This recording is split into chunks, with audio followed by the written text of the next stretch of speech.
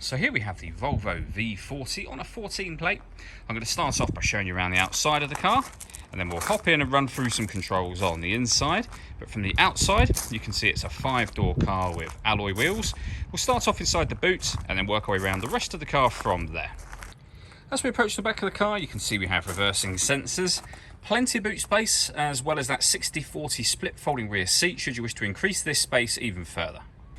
Okay, so we're just going to work our way back around to the front of the car, and then we'll hop in and run through some controls on the inside. But now that we've done a full circle of it, you can see it's in excellent condition the whole way round. Just briefly before we climb in, I think it's well worth seeing the interior from this exterior point of view. There's plenty to run through on the dashboard, so let's hop in and we'll do that now. Okay, now that we're inside the car, we're going to start with the dials. We have the fuel gauge on the far left-hand side. On the far right-hand side, it will show you what gear this car is in. It's an automatic. We're in park at the moment. And then dead center, we have the rev counter, the digital readout for the speedometer, and the total miles for this car, which is 72,064. If we back out to the steering wheel, we have cruise control and speed limiter on the left-hand side here, and then stereo controls over on the right-hand side. The main stereo screen is over in the center, of course, and the buttons and controls for the stereo are beneath that. So you have the main volume for the stereo on this dial just here. You can turn the system on and off from there.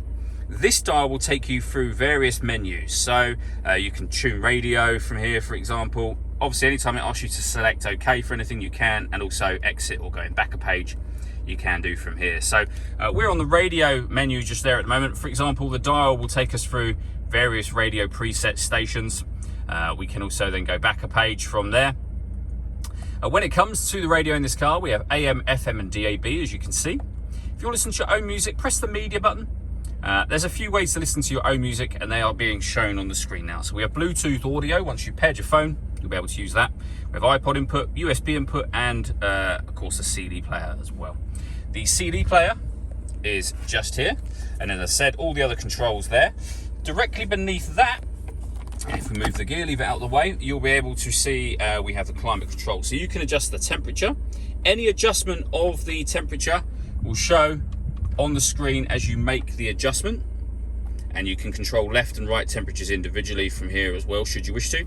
We can control the fan speed up and down from here. When you're happy with those settings, you can turn your air conditioning off in this case, or back on again. You can also determine where you'd like the air to be distributed, and again, when you do it, it will show up on here. You can just press auto if you wish to. When you do that, what will happen is the car will take control of the direction of the air and the fan speed, which you can hear it doing, to maintain the temperatures you've asked for.